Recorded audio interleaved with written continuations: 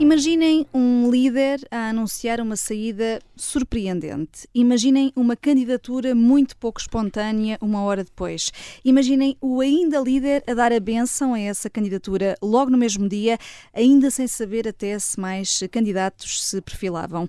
Pois é, isto foi a Iniciativa Liberal esta semana, com desenvolvimentos que vão fazer parte da jogada da semana, na segunda parte, já com, não com um, mas com dois deputados na corrida, Rui Rocha e Carla Castro. Primeiro, cartas devidamente baralhadas, temos o tabuleiro em cima da mesa, dados lançados, vamos a isto, sai uma carta de espadas, João Marques de Almeida, e bastante implacáveis, como é teu apanágio, para António Costa. Isto tem alguma coisa a ver com a discussão do Orçamento do Estado e o lamaçal?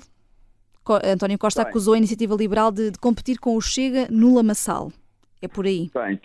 Tem a ver com isso, mas também tem a ver com uma declaração que ele fez em relação ao Paulo Rangel. Mas começando pela discussão no Parlamento sobre o Orçamento do Estado, António Costa é inaceitável que ele, neste momento, a estratégia dele é reduzir todos os partidos da oposição ao Chega. São todos como Chega. António Costa já percebeu que as coisas economicamente vão correr mal, que vai ter um período difícil em Portugal, está a baixar a popularidade, o PS está a perder pouco, mas está a perder alguma coisa nas sondagens, ele parece andar muito nervoso e ofende os seus adversários políticos, quer reduzi-los todos ao Chega. Agora são todos se comportam como se fosse o Chega. Quer dizer, António Costa acha que neste momento o seguro de vida dele é o Chega. Ele se calhar acredita que o PS só pode continuar a liderar as sondagens e eventualmente ganhar as eleições se reduzir toda a oposição à direita do PS ao Chega.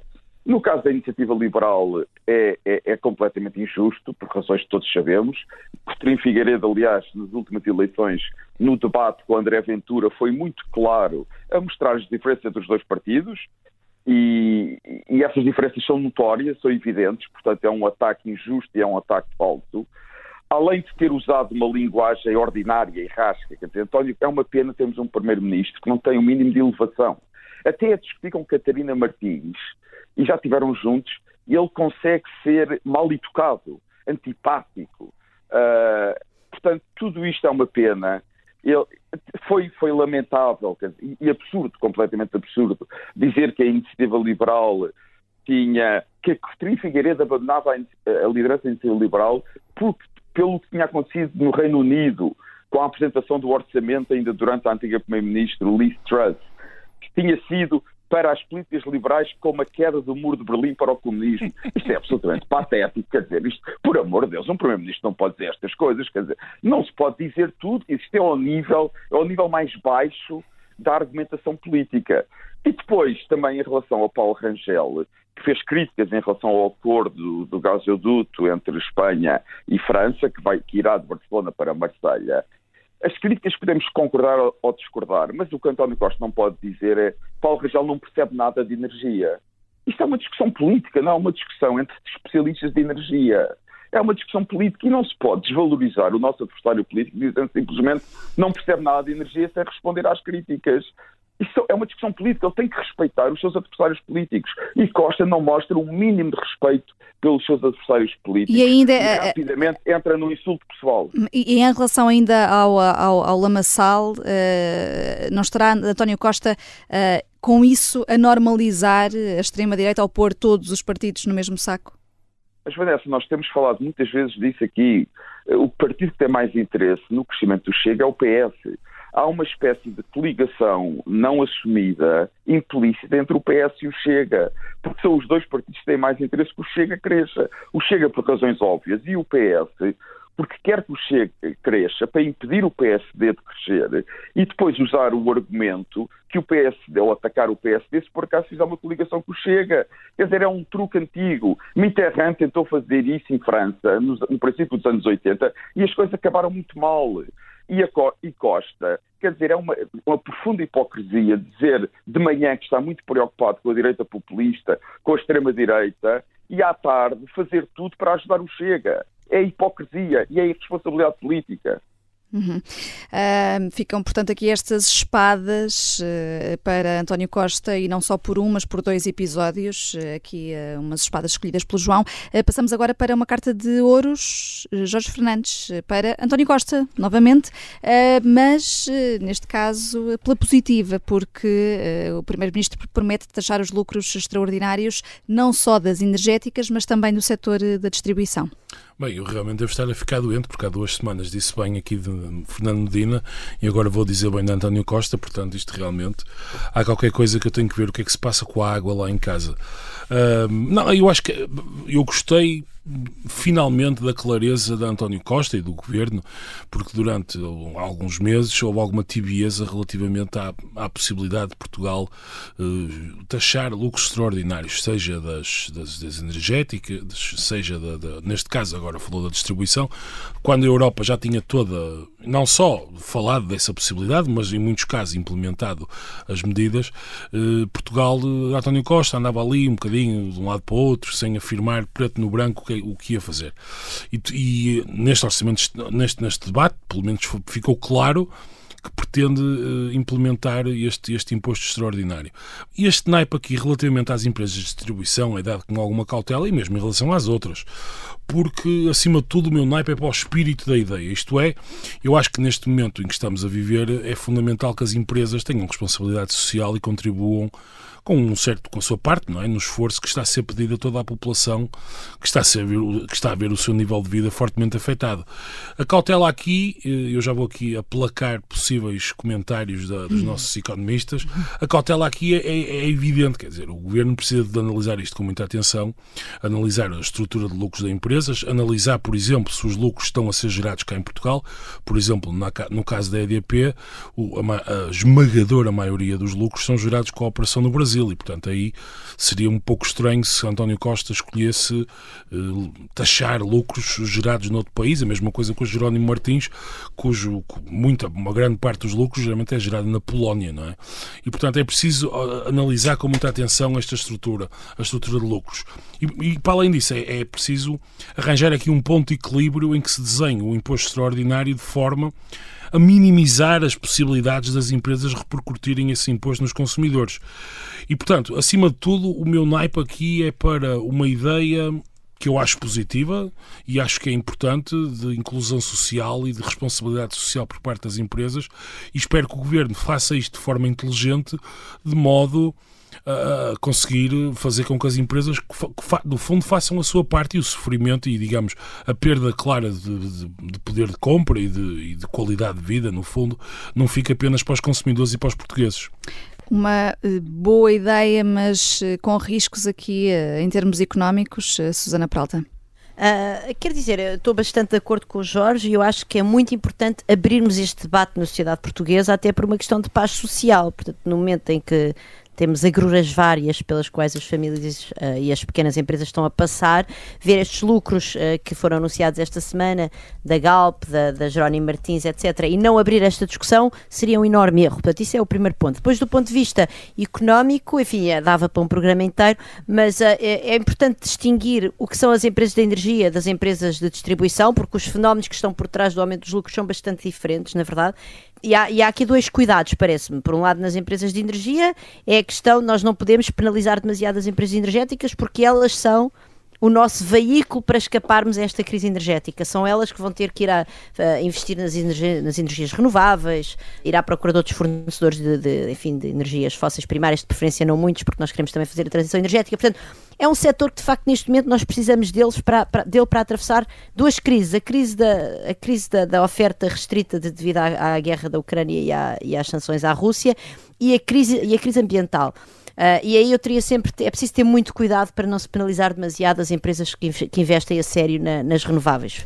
E depois, do lado da distribuição, o fenómeno é outro e tem de facto a ver com aquilo que nós economistas chamamos de elasticidade, mas que no fundo é a capacidade das empresas transferirem para os consumidores, para os compradores, o aumento do preço. Portanto, como a distribuição vende bens essenciais, as pessoas vão continuar a comprar apesar do aumento do preço, enfim, dentro das suas limitações.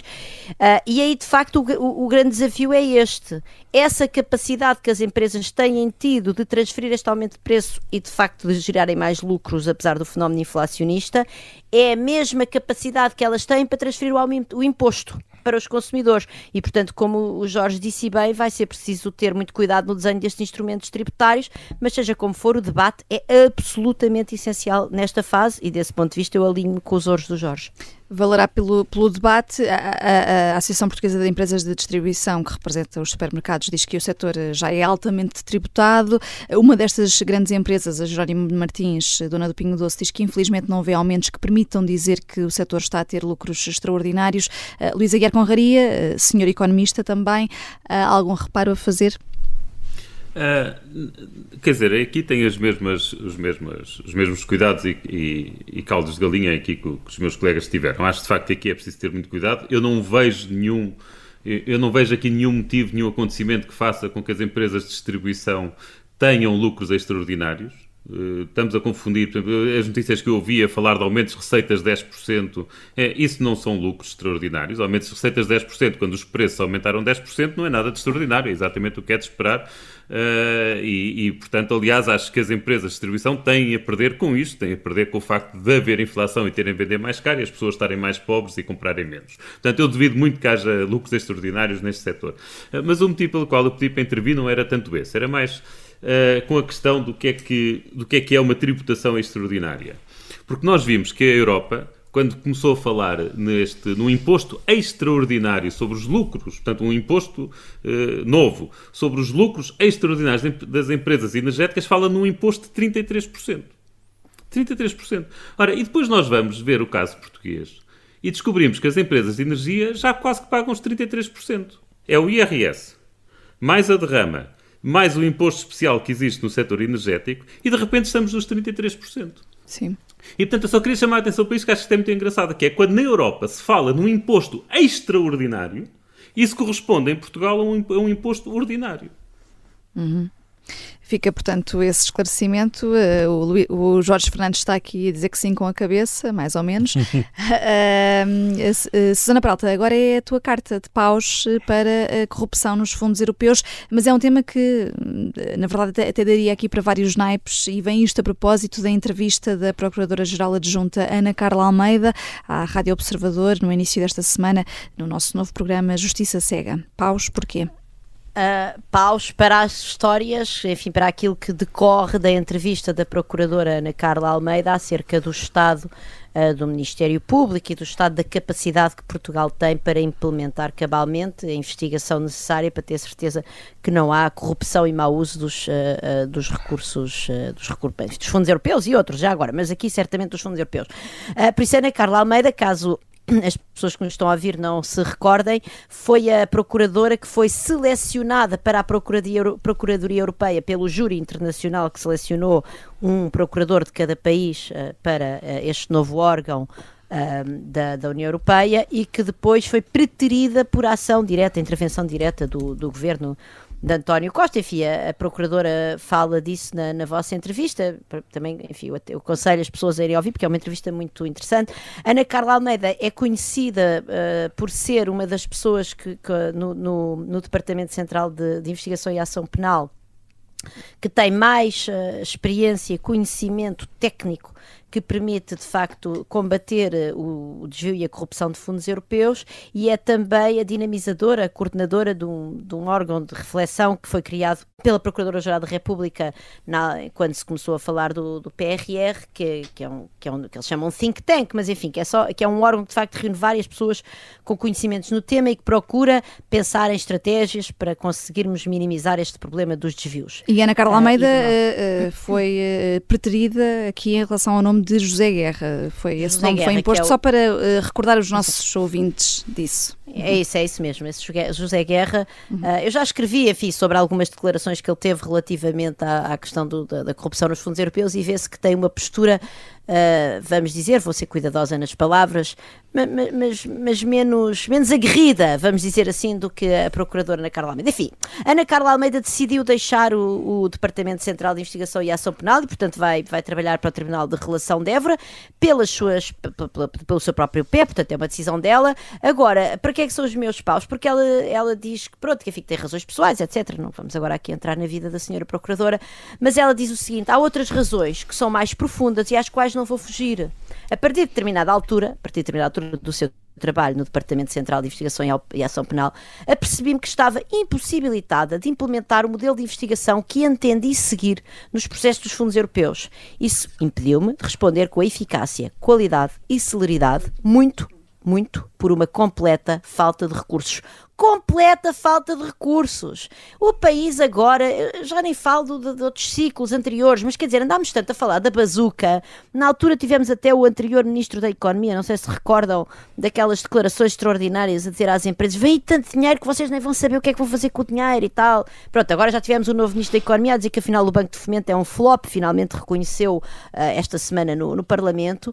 E quer dizer, a principal utilização desses recursos tinha que começar por dotar o Ministério Público e enfim, outras instituições com capacidade, por exemplo, o Gabinete de Recuperação Ativos da Polícia Judiciária, que praticamente não trabalha porque não lhe dão trabalho, dos meios necessários para esse dinheiro ser bem emprego. Se nós usássemos metade desse dinheiro, e obviamente não precisávamos tanto, atenção, mas se usássemos metade, para garantir que a outra metade era bem usada, estaríamos a prestar um ótimo serviço ao país. E, portanto, de facto, estes meus paus são para este país e para as péssimas instituições que tem, e eu gostava de roubar aqui um bocadinho de nada de um coração grande das copas para dar à Ana Carla Almeida e agradecer-lhe o trabalho à frente, enfim, das investigações que conduziu e esperar que ela volte rapidamente e que o Tribunal de Relação de Évora não lhe tolha a voz, por assim dizer. O João Marcos de Almeida assiste, mas já não tem tempo para falar, e o teu coração de copas, acho que o Luís Aguiar Conraria aceita que o roubes um bocadinho, é para as tuas copas, Luís, para Dom Manuel Linda, que demorou mais de 2 semanas, mas lá acabou por fazer um ato de contrição, pediu desculpa por ter dito que os abusos sexuais na Igreja Católica não são crime público, entre outras asneiras. Foi mesmo o adjetivo utilizado pelo próprio Bispo do Porto. Ele pediu, foi mais do que 2 semanas, até podemos falar já de vários meses ou anos, porque ele também recua. Há declarações de alguns anos, 2019. Do meteorito. E, portanto, isso de facto foi um recuo em toda a linha, um pedido de desculpas em toda a linha. Ele reconhece que o caso é bem mais, que a realidade é bem mais sombria e dolorosa do que ele pensava, e eu estou a citar diretamente, e portanto eu acho que merece ser assinalado. E portanto, claro, quando alguém pede desculpa, uma pessoa fica sempre na dúvida, especialmente quando é depois de um pedido de desculpas a seguir a reações violentas, fica sempre na dúvida se o pedido de desculpas é sincero ou se a pessoa está a tentar fazer controle de danos e a limpar a imagem. Até uma pessoa pode ser picuinhas e olhar para os termos do pedido de desculpas, que é pedir desculpa às vítimas que se sentiram ofendidas. Então, mas isso não se sentiram ofendidas, já não pede desculpa.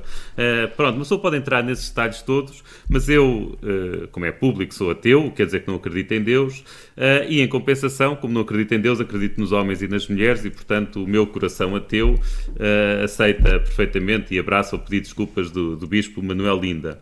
E portanto, só para terminar, queria só terminar com 2 situações de Manuel Linda, e desejar-lhe boa sorte nisto que ele tem pela frente. Portanto, ele diz: é tempo de escutar as vítimas, sofrer com elas e prestar-lhes todo o apoio. E ele pede que fique claro que sofre e que deplora liminarmente este flagelo, mas o que vem mais importante é o que vem a seguir, que é: e tudo fará para dispor cobro. Pronto, e portanto esperemos que ele faça isso, e se de facto for verdade, e se daqui para a frente tudo fizer que seja necessário para pôr cobro a estas situações, então o pedido de desculpas é obviamente totalmente aceito, penso eu, pela sociedade portuguesa. Vamos lá então ao jogo de quem é o mais liberal nesta jogada da semana. E Jorge Fernandes, a saída de João Coutinho Figueiredo da liderança da Iniciativa Liberal foi bem ou mal explicada, afinal? Foi surpreendente, acima de tudo, e, portanto, ao ser surpreendente, tornou-se alvo de uma certa especulação, porque ou a Iniciativa Liberal, de facto, tem a melhor máquina de todas no fundo, a manter, não é segredos, mas enfim, decisões que poderiam vir a ser maturadas no partido há algumas semanas, porque eu quero acreditar que isto não foi uma decisão precipitada de um dia para o outro. Portanto, a Iniciativa Liberal, nesse caso, deve ser saudada porque conseguiu manter a saída de Coutrinho, enfim, dentro ali, mais ou menos entre 4 paredes, sem notícias nos jornais, sem rumores sequer. Eu confesso que não ouvi nada acerca disso. E, portanto, o facto de ser surpreendente deu asa a todo o tipo de interpretações que ninguém percebeu muito bem o que é que se passou, porque Coutrinho, de repente, era um líder de pleno direito, em plenas funções, e, de repente, num domingo à noite, há aqui uma bomba que diz, bem, Coutinho Figueiredo vai sair da liderança. E, portanto, excluindo uma doença que, quer dizer, aparentemente não existe, felizmente, não é? Sim, e não era líder assim há tanto tempo. E a sua liderança era uma liderança relativamente curta, e que convém ainda relembrar que quando Coutrinho chegou a líder, não era um líder evidente.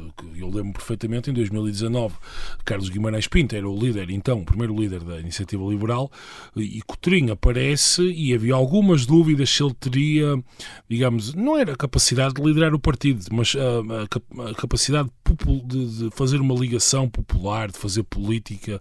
Aliás, essa questão agora novamente põe-se... Porque é um dos argumentos dele, que quer tornar o partido mais popular. Há um ponto central que tudo aquilo que eu tenho falado nos últimos dias com pessoas que sabem coisas da Iniciativa Liberal, há 2 coisas centrais que eu tenho ouvido. Bem, por um lado, o Coutrinho já há vários meses que teria confessado, eu posso dizer aqui sem grande inconfidência, por exemplo, o meu irmão é militante da Iniciativa Liberal e já teve em várias sessões, públicas e não públicas, em que Coutrinho confessava com alguma recorrência que estava cansado, que tinha alguma necessidade de mais vida familiar, etc. O que não é estranho, quer dizer, portanto, a exigência que um líder partidário tem é muita em termos de tempo, etc. Portanto, é natural. E eu acho isso uma explicação perfeitamente plausível, que a pessoa queira simplesmente ter mais tempo para a família e não esteja, ou mais tempo até para si, e não esteja propriamente disponível para as exigências da vida partidária. Por outro lado, há uma questão, e aqui é uma questão mais ideológica, que perpassa a Iniciativa Liberal há vários anos e que se colocou com maior incidência nas últimas eleições, que é o que fazer com os ex-CDS. Isto é, há um grupo de pessoas que estiveram ligadas ao CDS durante muitos anos, Mesquita Nunes, Cecília Meireles, no fundo a ala liberal do CDS, que poderia eventualmente estar a gravitar mais próximo da Iniciativa Liberal, e há uma grande clivagem dentro da Iniciativa Liberal sobre o que fazer com estas pessoas. No fundo, há quem rejeite liminarmente a sua entrada no partido e, portanto, porque as pessoas quereriam entrar no partido, por exemplo, falou-se de Cecília Meireles como cabeça de lista para o Porto nas últimas eleições, e por outro lado, há quem defenda que eles devem entrar de imediato e que poderão ser uma mais-valia rápida para o partido. E, portanto, aquilo que eu sei, enfim, esta clivagem poderá estar na origem desta necessidade, no fundo, de clarificação sobre o futuro do partido, sobre como lidar no próximo passo de crescimento do partido, como lidar, nomeadamente, com estas pessoas, enfim, com esta ligação que poderá potenciar o crescimento do partido, sem dúvida, e, portanto, há esta clivagem aqui e poderá estar também na origem da saída de João Coutinho Figueiredo pela necessidade de dar lugar a um líder que fizesse, ou que tenha uma posição um bocadinho mais clarificadora sobre aquilo que se vai passar de seguida.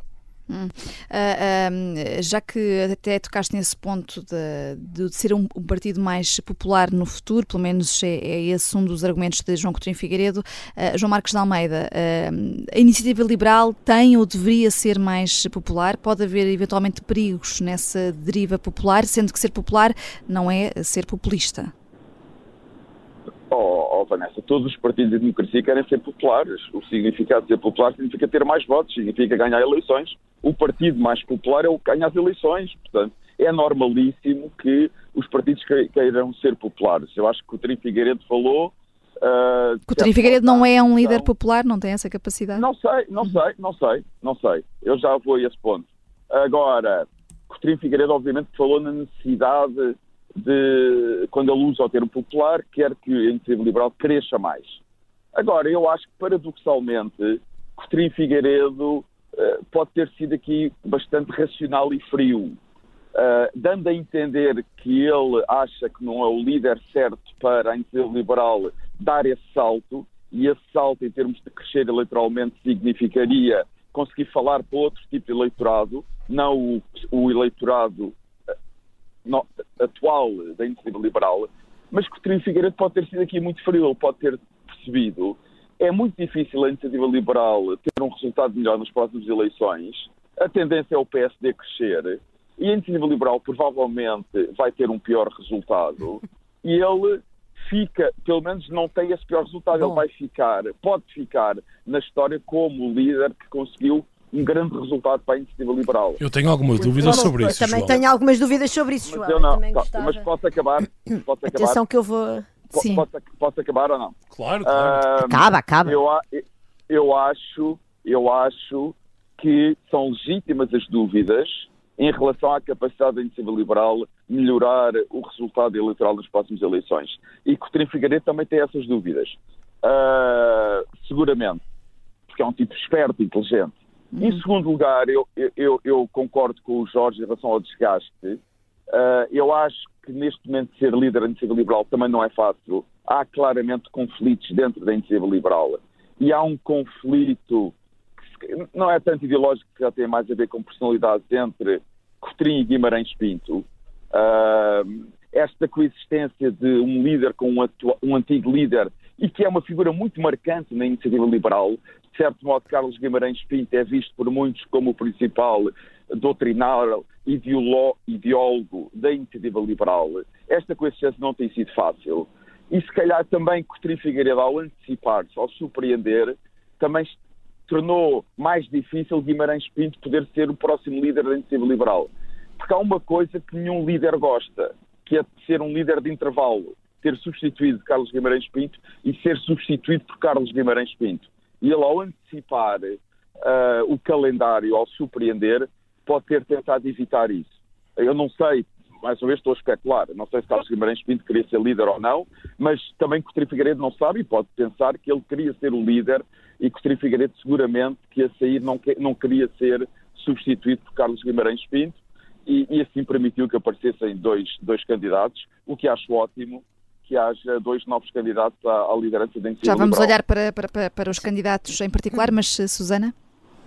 Não, eu julguei, só queria... Bem, enfim, posso falar sobre a questão em geral e depois se calhar ir àquilo que o João disse. Eu queria dizer várias coisas. A primeira é que Coutinho de Figueiredo é um ótimo deputado. Enfim, eu obviamente não sou eleitora da Iniciativa Liberal, mas estou contente que a nossa democracia tenha aberto espaço a um partido liberal, e devo dizer que a Iniciativa Liberal, enfim, tem tido causas importantes, como por exemplo... Mas podes vir a ser, Susana. Posso vir a ser. Nunca se sabe. Nunca se sabe. Bom, isso é um primeiro ponto. E que João Coutinho de Figueiredo, de facto, fez o seu trabalho seriamente, levou a Iniciativa Liberal a um crescimento eleitoral importante, e portanto esse mérito ninguém o tira.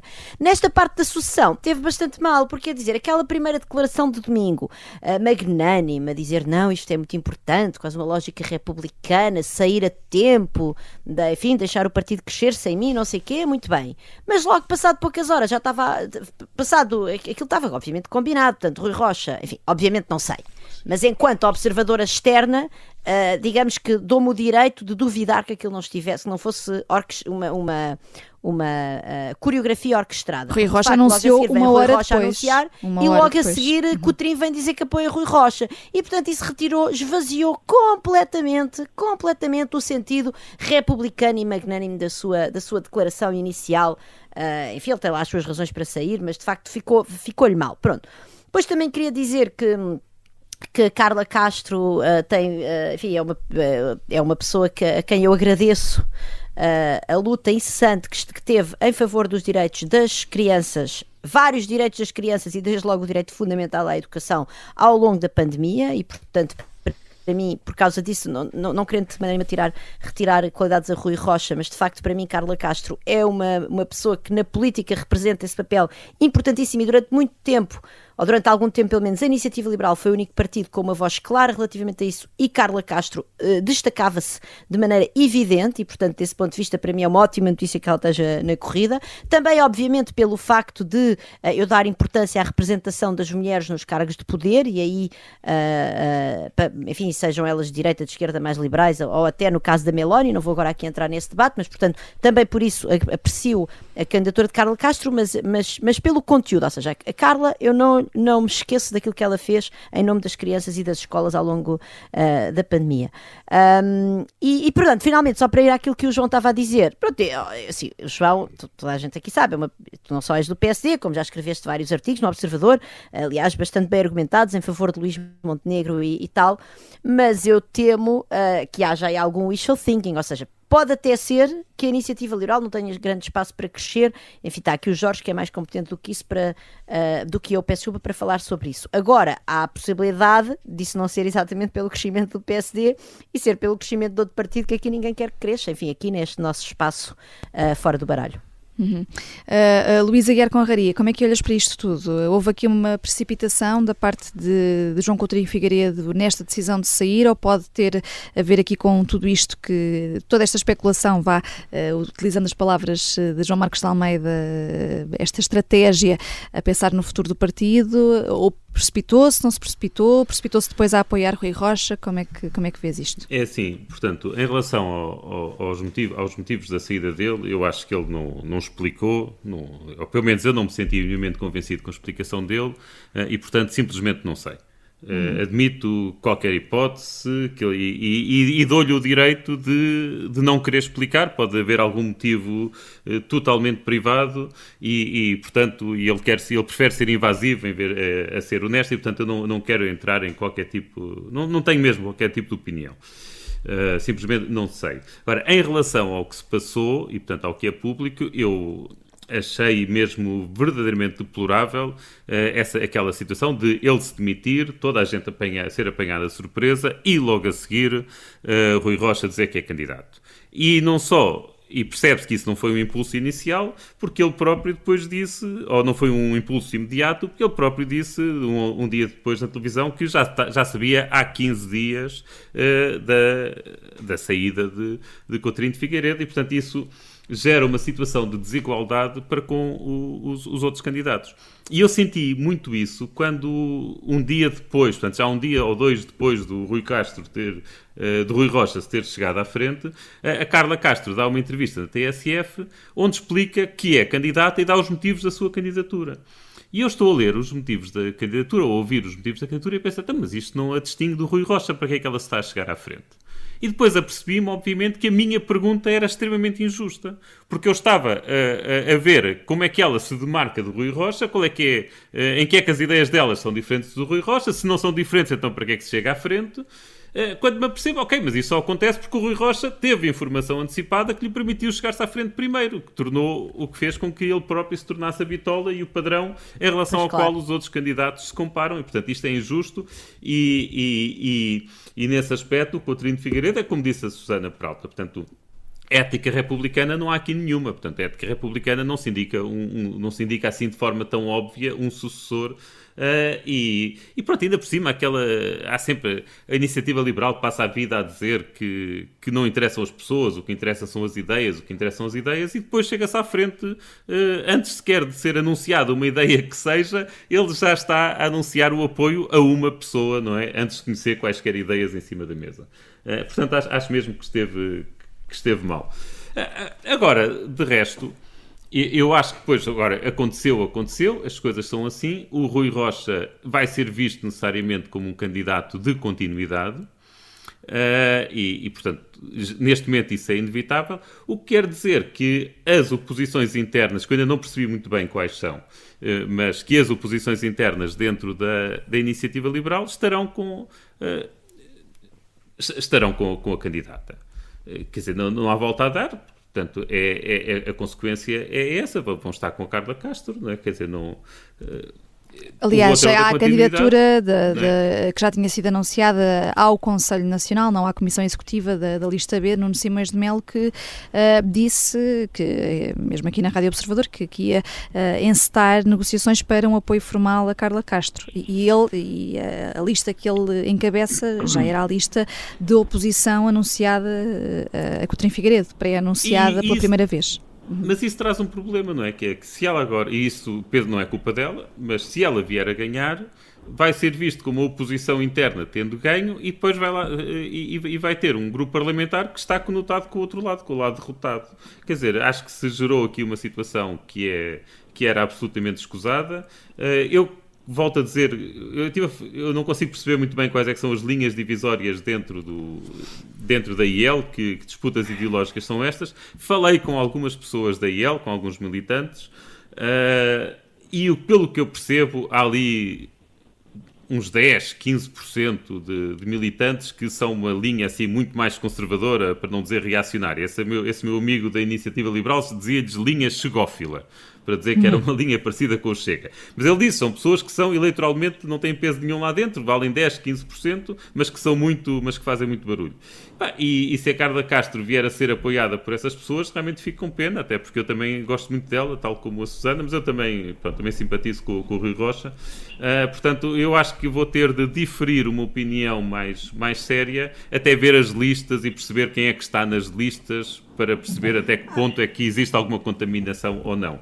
Agora, eu à partida, eu reconheço à Carla Castro os méritos todos que a Susana apontou, e ao Rui Rocha também reconheço os méritos que Coutrinho de Figueiredo apontou, que era uma pessoa de raciocínio muito rápido, que é uma pessoa com capacidade de resposta imediata. Portanto, olha, vamos ver. Vanessa, posso só fazer um ponto? Eu queria concordar com o Luís muito rapidamente. Sim. Eu acho que o pior momento de Coutrinho Figueiredo à frente da Iniciativa Liberal foi o momento em que que anunciou o abandono da liderança.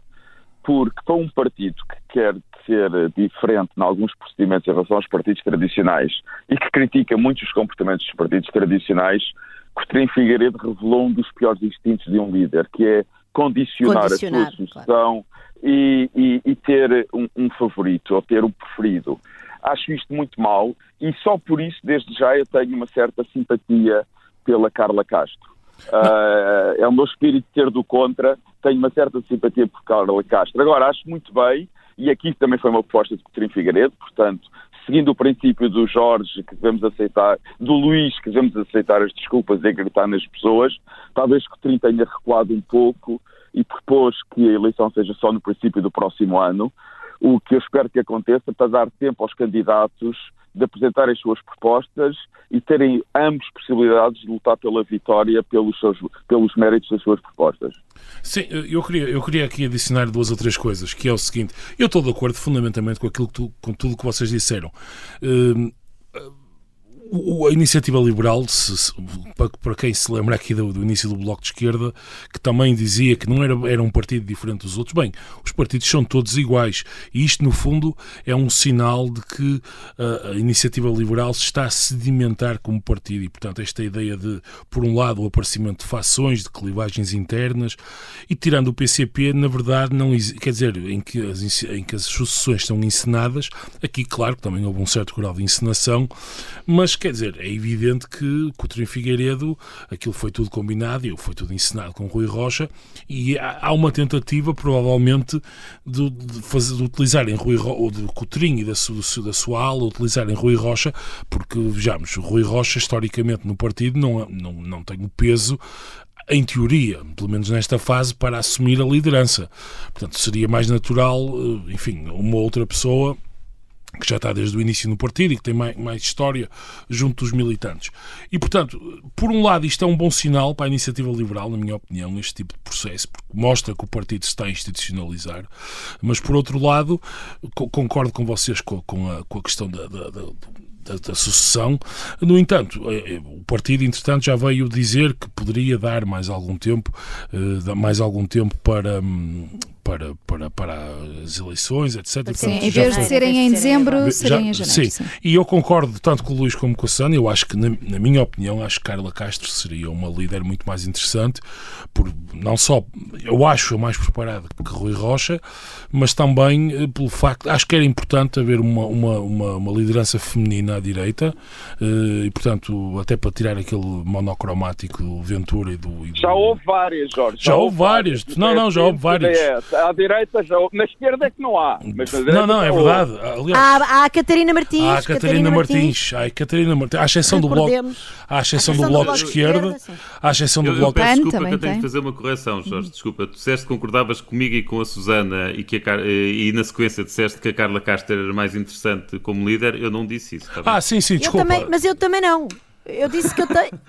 Eu não sei, eu disse logo que eu não estou de maneira nenhuma Vocês destacaram pontos positivos. Agora, destaco que, digamos, é um trabalho que eu sigo há mais tempo, o trabalho da Carla Castro, e além disso, enfim, regozijo-me dela ser mulher, mas quer dizer, não faço ideia. Então, pronto. Okay, mas sim, mas quer dizer, eu sou fã da Carla Castro. Eu concordo com isso. A Carla Castro lutou pela liberdade durante a pandemia. Isso é o que, no mínimo, um liberal deve fazer. Exatamente, sim. Então, eu corrijo aqui antes de terminarmos. Eu pessoalmente acho que a Carla Castro tem mais preparação e pelo menos ao longo dos últimos 2-3 anos vimos ações dela concretas e muito explícitas de defesa do ideário que supostamente é aquele que conduz a iniciativa liberal. Eu aplico a máxima do diz-me com quem andas, dir-te-ei quem és, eu quero ver as listas antes de ter qualquer opinião. A ver, vamos se é ou não um tiro no pé esta decisão de João Coutinho Figueiredo para o futuro da Iniciativa Liberal. Nós aqui no Fora do Baralho estaremos, como sempre, aqui na próxima semana. Até lá.